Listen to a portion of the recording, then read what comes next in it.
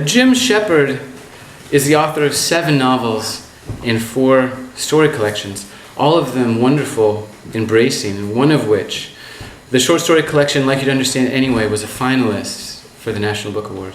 His new novel, The Book of Aaron, right here, from which he'll be reading today, it's for sale over there, he'll sign your book, he'll draw pictures on it, has been hailed by the Washington Post as a masterpiece, a remarkable novel destined to join the shelf of essential Holocaust literature and called a transcendent fictional experience by the San Francisco Chronicle. It's currently a finalist for the Andrew Carnegie Mellon of Excellence in Fiction, and if there's any justice in the cold world of literary awards, it'll win. So talking about your favorite books is a little like talking about your favorite albums.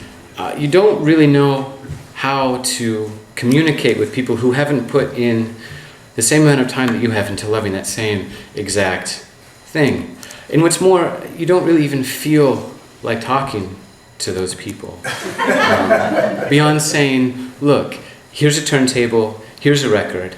If you have ears, you'll know what I mean. And that's the way I feel about Jim's collection, Love and Hydrogen. And I know that I'm up here and I'm supposed to be introducing you to the man and to his work, but I've come to understand that I don't really even know how to put into words how great and important I think his books are, even if that was something that I felt like doing. So I'm going to cede the floor here to Michael Chabon. And you should believe him because he's won a Pulitzer Prize. Of Jim Shepard's collection, Love and Hydrogen, he said, "These are some of my favorite short stories of the past decade. Reading them is like encountering our national literature in microcosm, multiform and polyrhythmic, violent and fanciful, erudite and hard-boiled, built on twin foundations of nostalgia for the never was, and of that millennial American optimism that is indistinguishable from despair." I was young when I first read this collection. I had just, in fact, taken a class with Jim, and I had no understanding about what reading was, but I knew I liked these stories because they were funny. They were quick and fierce, and they brought you aboard the Hindenburg, William Beebe's Bathysphere, a Messerschmitt 163, and on stage with The Who. They insisted that tenderness could be found in and afforded to such monsters as the creature from the Black Lagoon and John Ashcroft. And it's only as I got older that I understood just how hard it was to pull off this sort of trick, how difficult it is to be generous and inviting on the page, to summon such concentration, immobilize such swaths of research and information, and then to collapse all of that and make room for the real work of the story, which is to render complex emotions as naturally and therefore as shockingly as possible. No one ends stories quite like Jim does, but everybody should. Jim graduated from Trinity in 1978, and to hear Mila Riggio tell it, Mila had him in class. He was one of her. What are you about to say? He was one of her favorite C students of all time. He's come to redeem himself. So the back row sitter, hat down. I personally consider it to be my great good luck to have studied with Jim as an undergrad.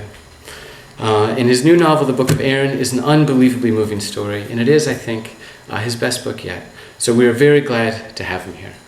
Please help me welcome Jim Shepard.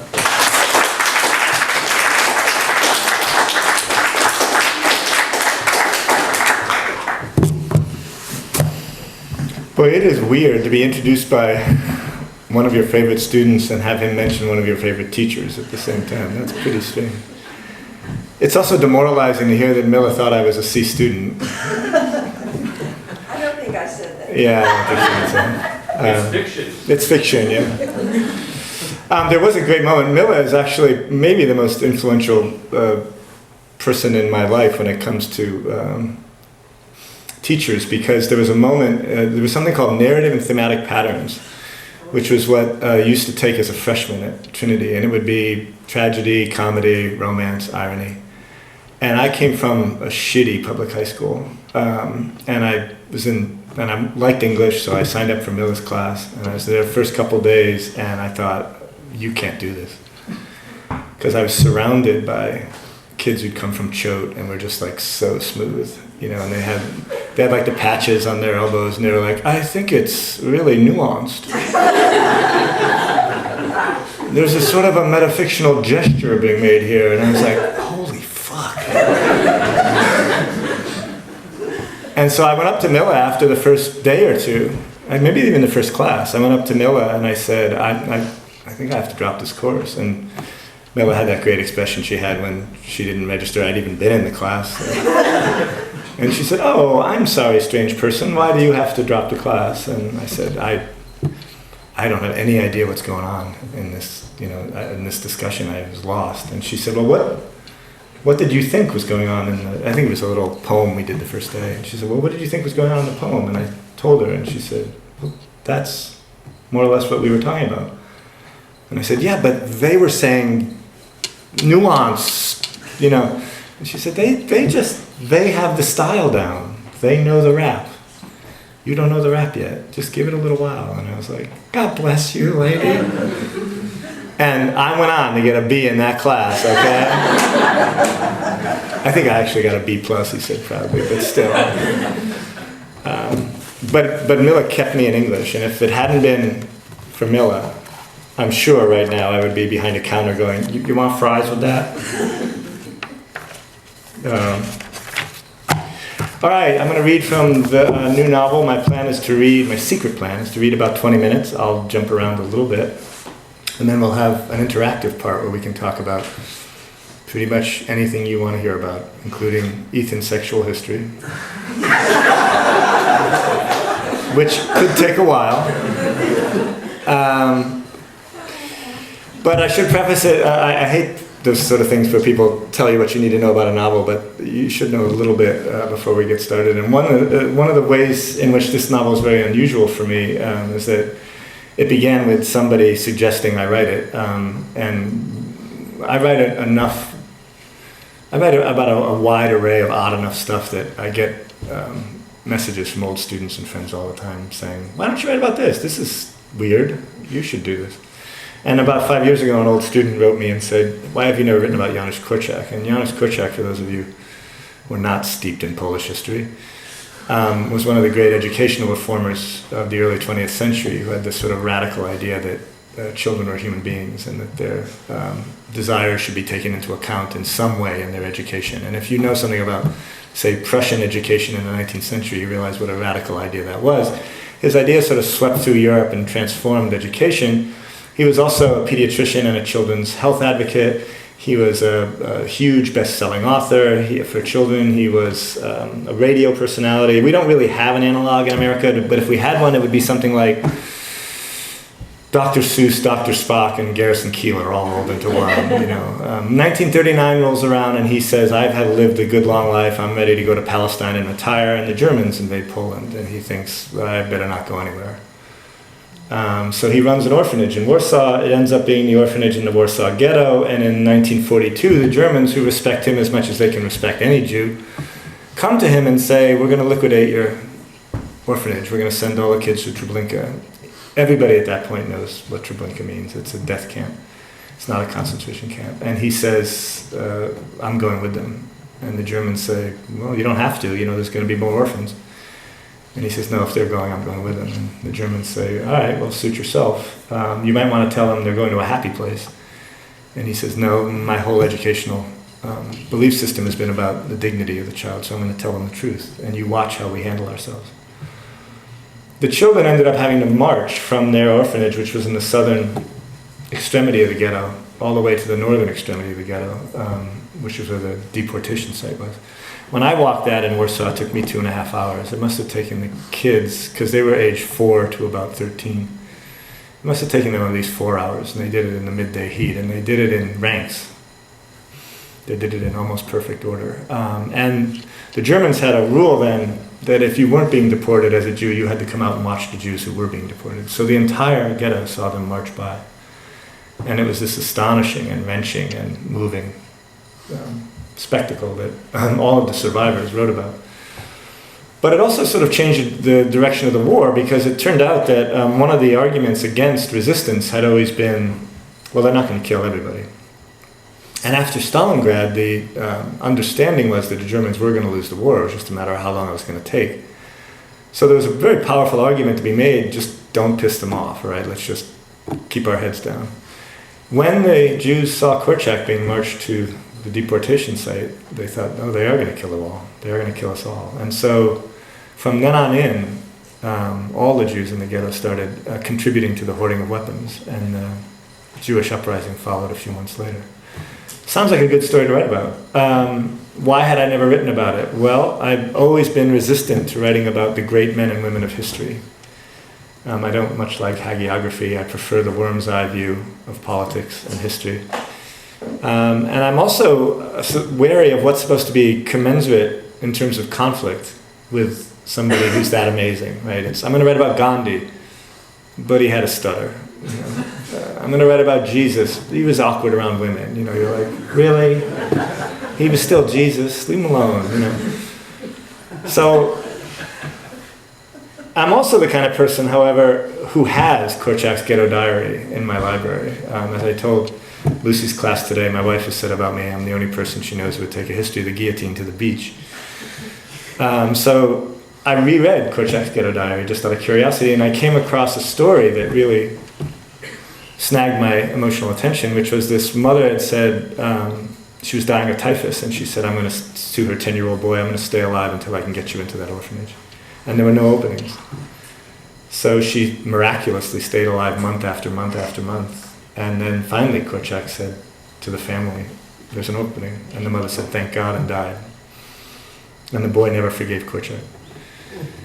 And Korczak had this enormous problem with this 10-year-old who bitterly resented him. And I thought, what would that be like to be the boy who's so damaged and unhappy that he can't appreciate someone who saved his life? He can't appreciate someone who's continuing to save his life.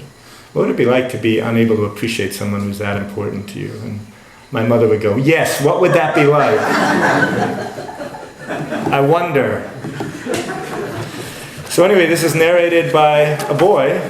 I'm going to read you the very beginning, then I'm going to jump to a short sequence where he and his smuggler pals go to see Korczak's orphanage, because Korczak's orphanage would put on performances, and the whole ghetto would go to see him.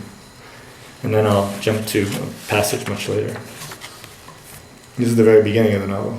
My mother and father named me Aaron, but my father said they should have named me What Have You Done? And my uncle told everyone they should have called me What Were You Thinking? I broke medicine bottles by crashing them together and let the neighbors' animals loose from pens.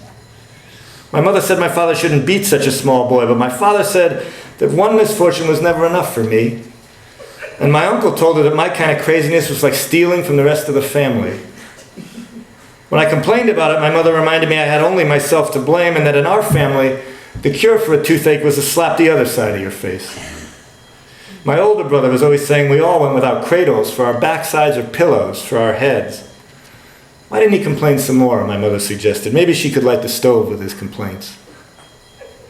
My uncle was my mother's brother, and he was the one who started calling me Shmaya, because I did so many things that made him put his finger to his nose as a warning and say, God has heard. We shared a house with another family in Panavish near the Lithuanian border. We lived in the front room with a 4-paned window and a big stove with a tin sheet on top. Our father was always off looking for money. For a while he sold animal hides. Our mother wished he would do something else, but he always said the Pope and the peasant each had their own work. She washed other people's floors, and when she left for the day, our neighbors did whatever they wanted to us. They stole our food and threw our things into the street. Then she came home exhausted and had to fight with them about how they treated us, while I hid behind the rubbish pile in the courtyard. When my older brothers got home, they'd be part of the shouting too. Where's Shmaya, they'd ask when it was over. I'd still be behind the rubbish pile. Shmaya only looks out for himself, my uncle always said, but I never wanted to be like that. I lectured myself on walks. I made lists of ways I could improve. Years went by like one unhappy day.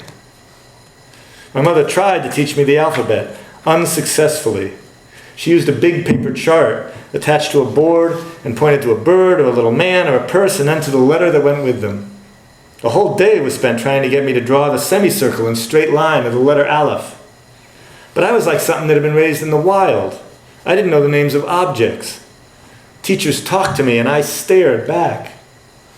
My last HATER results before we moved reported my conduct was unsatisfactory, my religion unsatisfactory, my arithmetic unsatisfactory, and even my wood and metal shop work unsatisfactory. My father called it the most miserable report he'd ever seen and invited us all to figure out how I had pulled it off. My mother said that I might have been getting better in some areas, and he told her that if God gave me a second or third life, I'd still understand nothing. He said a person with strong character could correct his path and start again, but a coward or a weakling could not. I always wondered if others had such difficulty in learning. I always worried what would become of me if I couldn't do anything at all. It was terrible to have to be the person I was. I spent rainy days building dams in the street to divert the runoff. I found boards and pushed them along puddles with sticks. My mother dragged me out of the storms, saying that there I sat with my dreams full of fish and pancakes. She said while she bundled me into the bed next to the stove that I had never avoided an illness, from chickenpox to measles to scarlet fever to whooping cough, and that was why I spent my whole life 99% dead. At night, I lay waiting for sleep like our neighbor's dog waited for passing wagons. When she heard me still awake, my mother would come to my bedside, even as tired as she was, to help me sleep. She said that if I squeezed my eyelids tight, lights and planets would float down past them, though I'd never be able to count them before they disappeared. She said that her grandfather told her that God moved those lights and planets with his little finger. I told her I was sorry for the way I was, and she said that she wasn't worried about school, but only about how I was with my family and our neighbors. She said that too often my tongue worked, but not my head, or my head worked, but not my heart.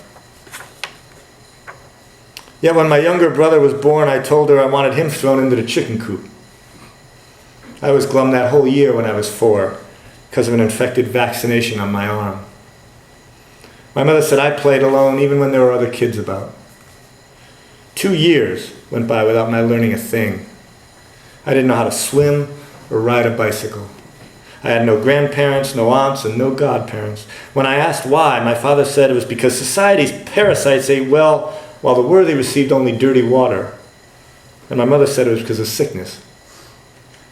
I attended HATER until my father came back from one of his trips and told my mother that it was 1936 and time for me to get a modern education. I was happy to change, since our teacher always had food in his beard and caned us across the fingers for wrong answers, and his house smelled like a kennel. So instead I went to public school, which was cleaner all around. My father was impressed that the new teacher dressed in the European style, and that after he taught me to read, I started teaching myself. Since I was bored and knew no one, I took to books. And in public school, I met my first friend. His name was Udall. I liked him. Like me, he had no future. He was always running somewhere with his nose dripping. We made rafts to put in the river and practiced long-distance spitting. He called me Shmaya too, and I called him Pisher. When he wasn't well-behaved, he was clever enough to keep the teacher from catching on. One morning before anyone arrived, we played tip-cat so violently we broke some classroom windows. We scared the boys who had nice satchels and never went barefoot. He was always getting me into trouble at home, and one Sabbath I was beaten for taking apart the family scissors so I could have 2 little swords, for him and for me.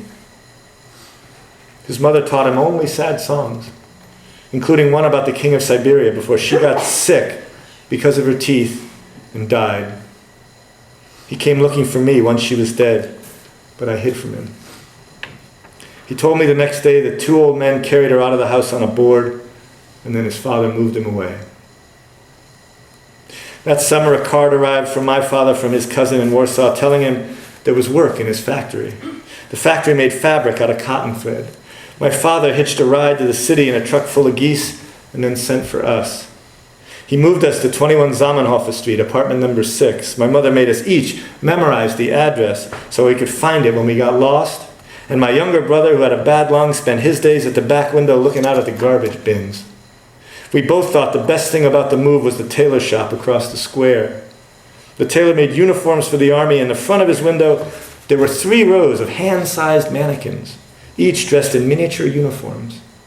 We especially loved the tiny service ribbons and medals. Because it was summer, I was expected to work at the factory. So far away, we had to ride the trolley. I was shut up in a little room with no windows and 4 older boys and set to finishing the fabrics. The bolts had to be scraped until they acquired a grain like you found on winter stockings. Each of them took hours, and someone as small as me had to lean his chest onto the blade to scrape with enough force. On hot days, sweat ran off me like rain off a roof. The other boys said things like, "What a fine young man from the country we now have in our midst. He's clearly going to be a big wheel in town." And I thought, am I only here so they can make fun of me? And I refused to go back. And my father said he would give me such a beating it would hurt to raise my eyebrows. But while I sat there like a mouse under the broom, my mother stopped him and said there was plenty I could do at home and school was beginning in a few weeks anyway. My father said I'd only been given a partial hiding, and she told him that would do for now. And that night, once they started snoring, I crept to their beds and kissed her goodnight and pulled the blanket from his feet so that maybe he'd catch a chill. I think what I'll do is skip to one other section, and then we'll get interactive. I'm going to skip to a point where he has in fact lost everybody, and he has enrolled in the orphanage. And now he's been at the orphanage for a few days. So he has already met Korczak. I turned out to be good at unloading coal, which meant I was covered in coal dust from the waist down and not head to toe. I also helped with a shipment of groats that the heavy woman mixed with horse blood for our breakfast. I was invited to join the choir and told them I couldn't sing, and invited to join the drama club and said I couldn't act. The heavy woman talked to me about my application and seemed to think my situation was more than pathetic enough and that I needn't worry about being kicked out onto the street. And she told me to please start calling her Madame Stefa. The Germans told Korczak the window panes now needed to be covered with black paper at night. So she sat me at a work table and carried over a crate filled with paste and scissors and rolls of black paper and put me in charge of 4 other kids in making the shades. When they wouldn't listen to me, she told Zygmus to help out. He asked why it was his job, but she only gestured to where she wanted him to sit and then left.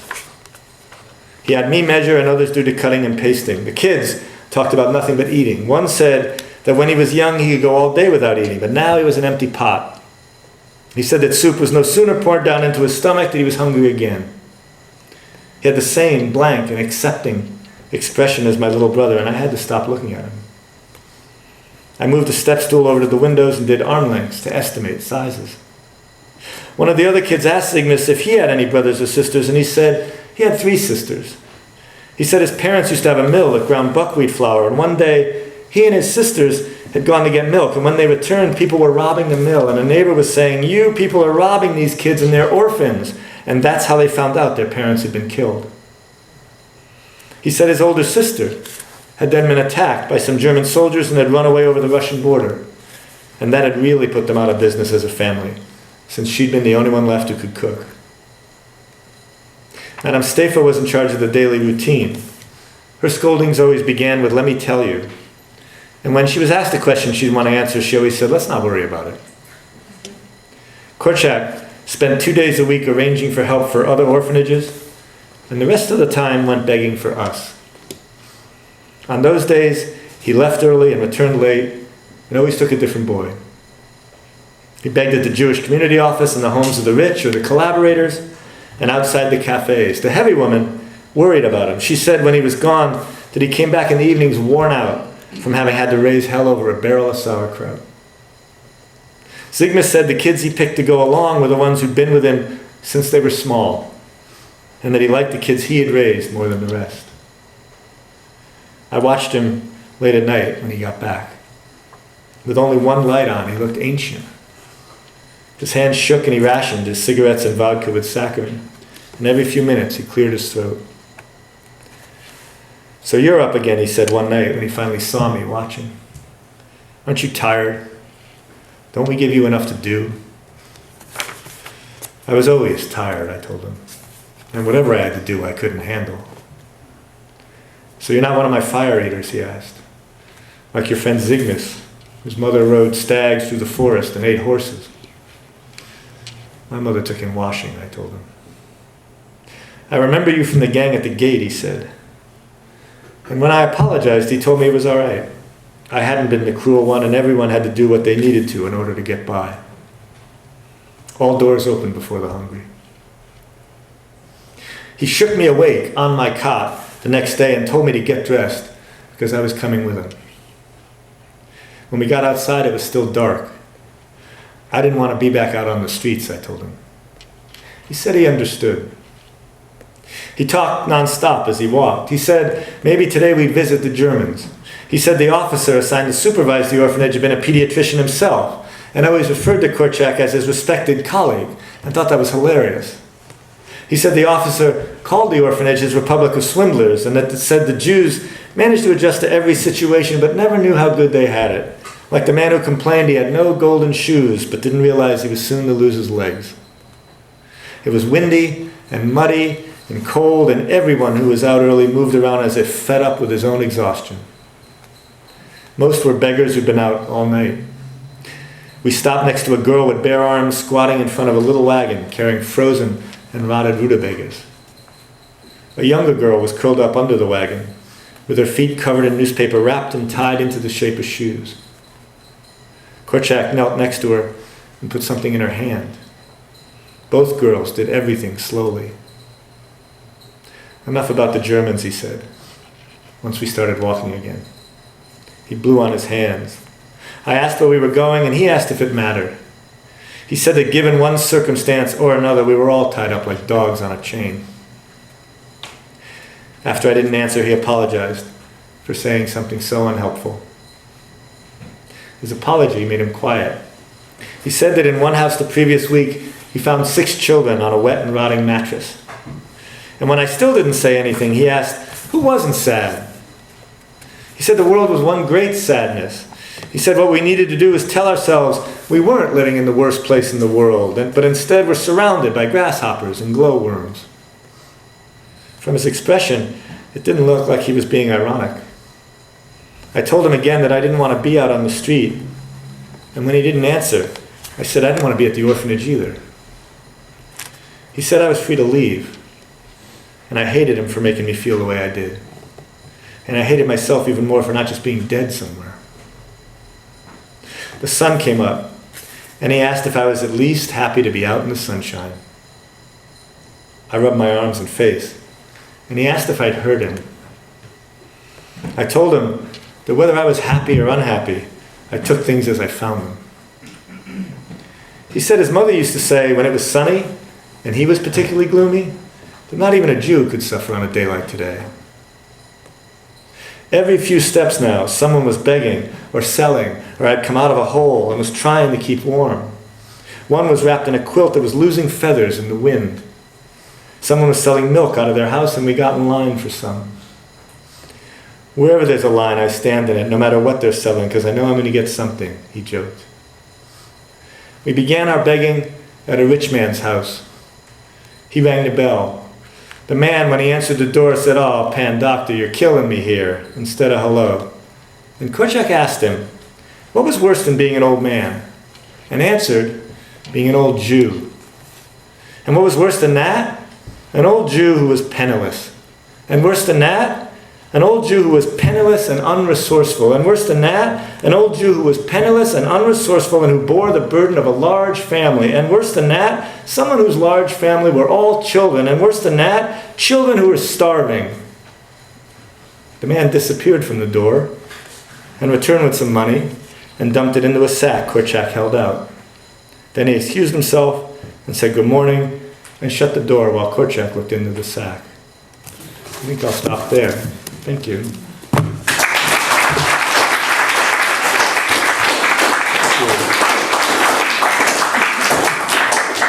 So this is the interactive part of the program. This is where we can get other people involved, and in fact, wake up the back rows. What would you like to ask? Well, suppose you could ask Jim any question you would like. I know this is a fantasy many of you have been toying with for minutes. What would you ask if you could? Yes, ma'am. What's your research process like for like a historically based? Yeah, I was talking about this a little bit with Lucy's class too. It's interesting because I'm the kind of nerdy person who just reads a lot of stuff. I'm very rarely sort of going, it's time to do a Holocaust novel, and I'm the guy to do it. Usually what's happening is I'm reading something that I find interesting in the desperate hope of making myself a more interesting human being. And then something snags my emotional interest. And if it doesn't, I just finish reading and go, oh, that was interesting. And if it does, if I find myself going, God, what would that be like? It's usually a human dilemma. What would that be like to be in that position? Once that happens, I start to think, well, let me learn more about that position. And if that position continues to breed questions in me, continues to make me think, I want to know more about this, then I think, well, maybe you want to write about this. And then I start researching more directly about that. But as I was also telling Lucy's class, I start writing well before I think, well, now you know enough. Because, of course, writers are such geniuses at procrastination that if we said we need to know everything before we begin, we would never begin, which is a happy position for most writers, right? Never beginning.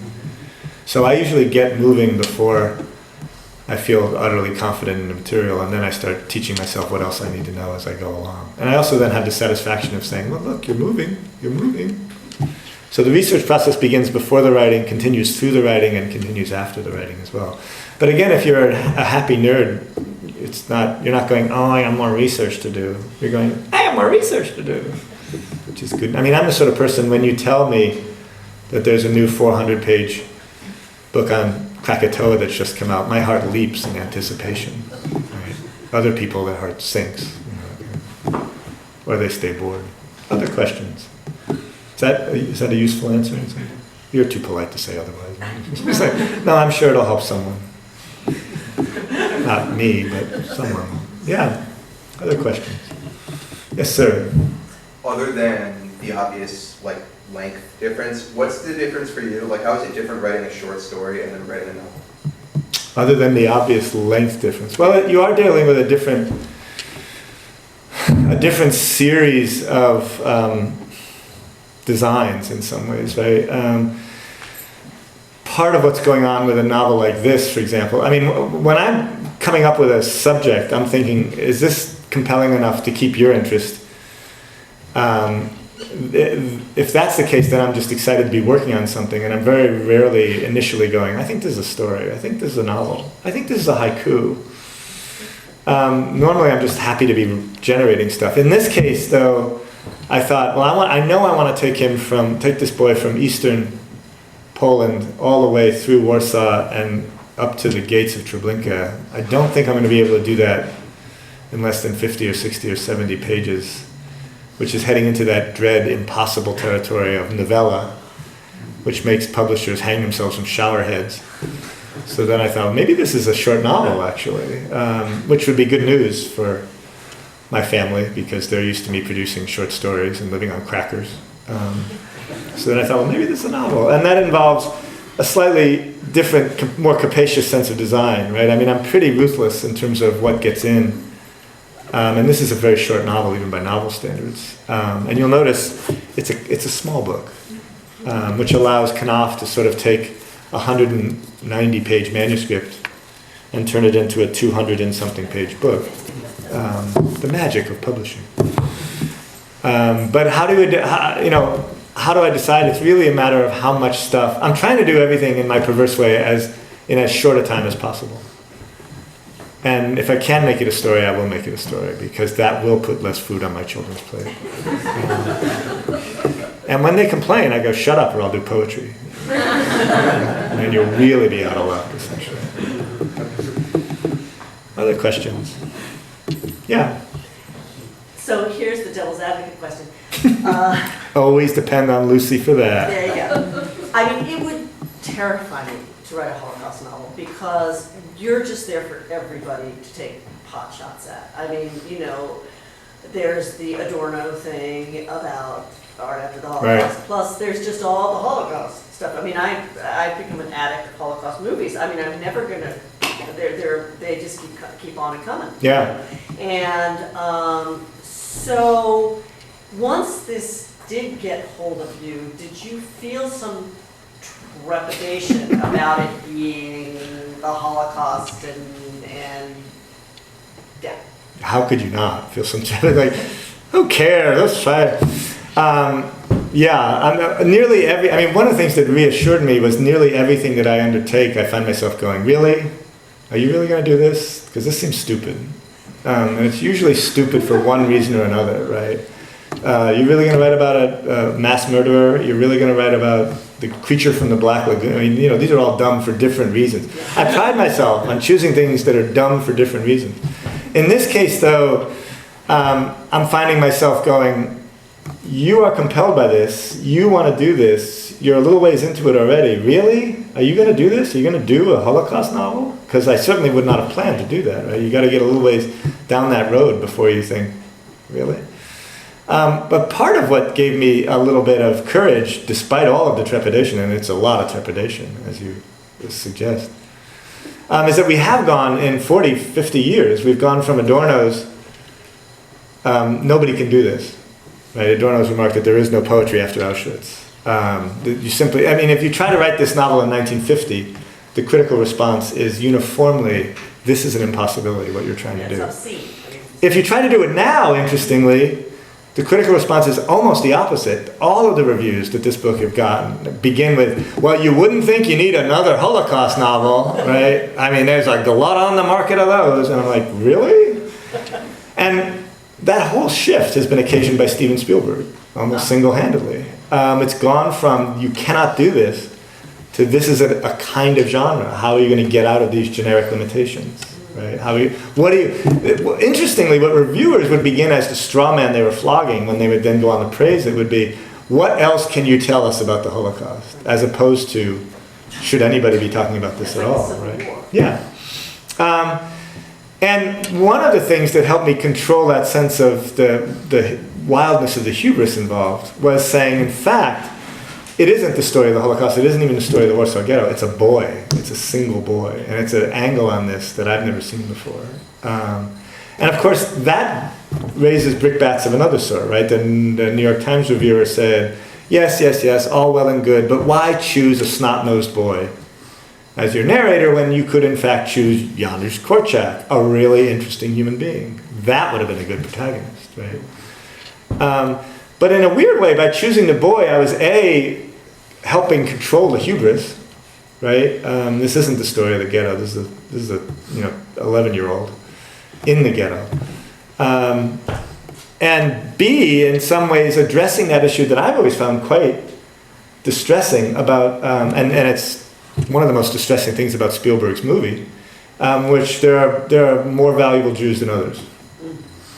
And one of the really tragic things about the Anne Frank story is that Anne Frank was just a hell of a precocious and interesting young woman. She could run a philosophy seminar, and she could, in fact, process what's going on amazingly well. So she is, in some ways, a triumph of the human. You read that, and you're like, oh my God, right? And I thought, yeah, God, that's amazing. But what about all those people that everybody thought, no big loss, right? And so I thought, I'm gonna do that kid. The kid that everybody said, yeah, we lost a lot of amazing people in the ghetto, and him. And that seemed to me a way, in some ways, around the hubris. Other questions? Yeah. Is any part of your writing process collaborative? Is any part of my writing process collaborative? Well, my wife is a fiction writer. And we are each other's first readers, and we're very, very early on first readers. So it's quite collaborative in that regard. But we're such early first readers that we don't do a lot of sort of like, oh, I wouldn't do that, right? Because that would be like demolishing, because you're like, I just wrote that. So we do like associative stuff, where we go, what that makes me think of is this, and are you going in this direction, that kind of thing. And it's really hugely helpful to have ears on the material very, very early. So yeah, in that regard, it is collaborative. In the sense of writing collaborative literary fiction, no, I've never done that. I've collaborated on screenplays. I've collaborated on anthologies when I've wanted to work with writer friends. But fiction, no, that's a little too private. You know, sort of like, what do you think should happen? You know, you don't do that. So Billy went down the street and he... I don't do that, essentially. But it is wonderful having somebody who can put their... And of course, you collaborate with your editors as well. So everybody who reads my work is helpful in some way. But in that sense, it's pretty collaborative. Non-writers are always saying to me, so what's that like, being married to a writer? I'm like, I don't think writers are freaks completely, you know. But I love the idea that people have that it must be like incredibly competitive. You know, it's like, hey, I came up with a great verb today. Fuck! Damn it! You know, you're like, dude, we can both come up with a great verb, you know? It's not a zero-sum game. I think we can both write a good thing, you know? In fact, we both have desks in the same study facing away from each other, and that freaks people out too, because they're like... But I was much more reassured about my own weirdness when I was talking to Michael Chabon, who Ethan mentioned, and Michael Chabon and his wife, who are both writers, have desks facing each other. And that, ladies and gentlemen, is freaky. Because you're like... That's weird. Okay, that's just weird. But I think in both couples' cases, we're almost never writing fiction in the room at the same time. So there's that as well. Usually one of us is doing busy work and the other one is writing fiction. Or one of us is tormenting the beagles and one of us, you know, is this silly stuff. Other questions that probe into my personal life? Yeah. Well, this doesn't really probe into your personal life. But Oh, shoot! speaking to trepidations, when I was coming in, I didn't think that I would be hearing a story about the Holocaust that I would be giggling and laughing about. And I was wondering if kind of that humor that you kind of put into the story, if you were scared that that was going to be taken the wrong way, or if that's kind of a natural thing that comes to you, that kind of dark comedy. Well, dark comedy is something that comes to me, yeah. But one of the most common questions I got on the book tour was very often people would go, so were you a little leery about injecting comedy into the Holocaust? And I would go, I would be super leery about injecting comedy into the Holocaust, but fortunately, I don't have to inject comedy into the Holocaust. There's plenty of dark comedy in the primary sources when you read them. When you're confronted with that kind of unbelievable monstrosity and that kind of absurdity, your options are to either shut down entirely, to become sociopathic, or if you're going to engage as a human at all, you start to get to comedy pretty quickly. And almost all of the comedy, there's actually jokes and stuff in the novel, because the Jews in the ghetto told a lot of jokes as a way of getting through it, essentially. And you may have heard that Jewish people have a connection to comedy. I don't know if you've ever heard that thing. But there's a little bit of research in that area.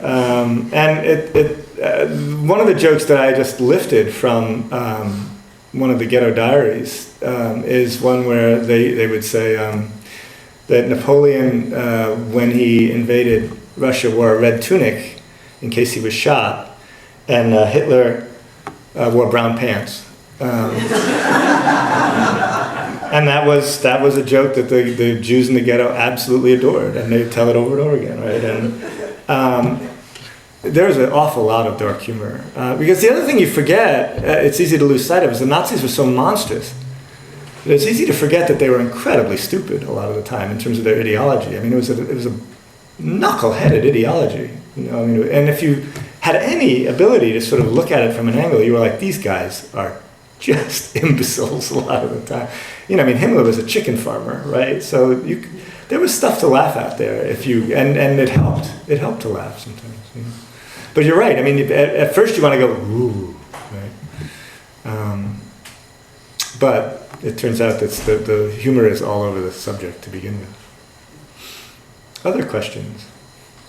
Isn't this interesting? Everyone's like, it could end soon. Yeah. What are you reading now, or what good books have you read recently? What am I reading now, or what good books? I just read a book that I'm a catastrophe junkie. And as such, I've gone from being a faintly fringe figure that people worry about at dinner parties to someone who just seems like he's reading the paper. But one of the books that I've liked recently that I recommend to all of you because it'll upset you is a book called Command and Control by a guy named Eric Schlosser who wrote this. It's about 500 pages. And what he did was he went into the recently declassified information about near nuclear accidents that the US military has had since 1955. It's 500 pages. And there's some great stories, including, just to give you a hint of what you'd be getting yourself into. I think it was 1964, a B-52 dropped a 20 megaton warhead in somebody's backyard in South Carolina. When a guy went back to see where his lunch was, and B-52s in 1964 still had a manual bomb bay door release lever, and this guy slipped. And he's like, whoopsie! And he dropped a 20 megaton warhead on somebody's backyard in South Carolina. Now, those warheads had 6 different triggers that had to go off for the bomb to detonate, like barometric, contact, there's all these different triggers. 5 of them went off. The 6th didn't trip. The 6th one that did not trip, that did its work, cost $1.95. The 20 megaton warhead buried itself 50 feet deep in these people's yards. They came out the next day and there was a 50-foot hole in their yard, and they were like, what's going on? And then the US Air Force showed up. They were all taken away, and the bomb was taken out of their yard. And you're like, oh, okay, that's a good story. There are lots of stories like that, essentially. 500 pages. Sleep well tonight. So that's the kind of stuff that I read, and then I start getting ideas about. I'm trying to work on a story actually about, and I'm interviewing conductors right now, about the absolute oncoming catastrophe that is our railway system. And again, in terms of helping you sleep, you already know that there's no money going into infrastructure. You probably, and that the infrastructure is utterly broken down, you probably have a dim understanding, or maybe you also know, that the railroad unions have been gutted, so that it used to be that one of the union rules would be a certain number of people have to work each train. Because the unions have been gutted, that's no longer the case. So sometimes you have these half-mile long trains with only 1 or 2 people working the entire train. Maybe you knew that, maybe you didn't. But here's the part you didn't know that's really cool. As part of our general mania for deregulation, we have also started getting rid of all of these pesky rules that keep companies from making profits. And one of the pesky rules that has kept companies from making profits for decades has been that really, really, really hazardous materials have to be shunted around population centers. That's no longer the case in the United States. Hazardous materials now go directly through population centers. And not only do they go directly through population centers, but the train companies have managed, this I love, they managed to push through a rule that first responders, that police, fire, all of those units in a municipality only need to be told afterwards that these units came through. So Hartford will discover the day after the shipment goes through that, by the way, a shipment of unstable natural gas just came through or whatever. Now there are going to be derailings in an escalating pattern over the next 15, 20 years. There are absolutely going to be derailings. And we are thinking there are going to be derailings of passenger trains where the poor schlum commuter on the way home is going to get clocked. But it's a lot worse than that. There are going to be derailings in population centers of really serious things like chlorine gas and stuff like that. You heard it here first. Anyway, sleep well tonight. I'm trying to work on stuff about that too, essentially, so we'll see what happens. One last question about trains, yes? Well, it's about your story, the Netherlands. Lives with water. Oh. So that just made me wonder, with that fabulous story, was that a fantasy of infrastructure or a catastrophe? Like, was that motivated by your interest in catastrophes or by a sort of fantasy? That's such everybody was hoping to get out of here, but I have a wonderful long-winded answer to that. That's a great story. McSweeney's magazine, years ago, maybe 5 or maybe more, maybe, I don't know, five or seven years ago, had this thing, they came up with this idea. We'll ask writers to write about specific cities in the future, and the inducement will be we'll send them to whatever city they want to write about. And I said, I'm in. Okay, now I get it. And they said, where do you want to go? I said, I'm going to Tahiti. And they were like, okay, we'll send you to Tahiti. I'm like, yes. And then I was like, how am I going to write about Tahiti? And I thought, well, I want to write about climate change, right? So I started researching climate change, and I realized I can't write about Tahiti because those poor sap, they're just victims. They're all like, we're going to go under. The end. And I thought, well, that's going to be a sad story. So I thought, all right, if you're going to write about climate change, you really have to write about the Dutch. Because the Dutch are amazingly proactive in this way that's both heartbreaking, because they think they've got a handle on this, and you want to go, boys, I got some bad news for you. And they won't quit. They're throwing, they're getting private and public sectors together, doing everything that they should be doing, right? And they're advising all the other cities. They're working with St. Petersburg, they're working with New York, they're working with London, they're working with all these places. So your heart is so totally moved by them. So I think, all right, I'm going to go to Rotterdam and I'm going to watch these yahoos go under. And I go there, now I'm a fiction writer working for McSweeney's. And right before I go, this guy who's sort of a big shot in New York who I know goes, do you want me to put you in touch with anybody in the water sector? And I go, sure. So he puts me in touch with the water minister, and the head of IBM is one of the main companies working on water in the Netherlands, and he puts me in the touch of IBM the Netherlands. And he gives me their emails, and so I thought, this is hilarious. So I send off emails to them saying, I'll be in, I get into my hotel room, the phone rings instantly, and it's like, hi, this is the water minister? I'm like, no, who is this? And he goes, the water minister? You said you wanted to meet with me? And I was like, yeah. And he goes, where are you? And I said, well, I'm in Rotterdam. And he goes, oh, I'm in The Hague. And I go, oh, well, that's a shame. And he goes, no, well, I can be down there in an hour. And I'm like, who is this? Right? These guys come, they each spent a day with me. And there was this heartbreaking sense of, well, first of all, we want to get the word out.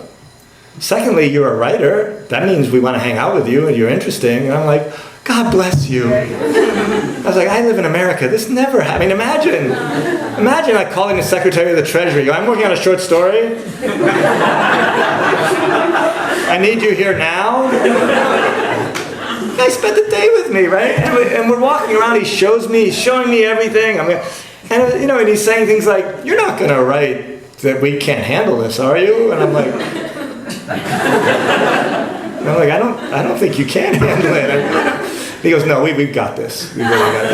And he's showing me all the amphibious neighborhoods. And it's really, that's what I love. I love that kind of, on the one hand, you don't have a fucking prayer. On the other hand, you won't quit.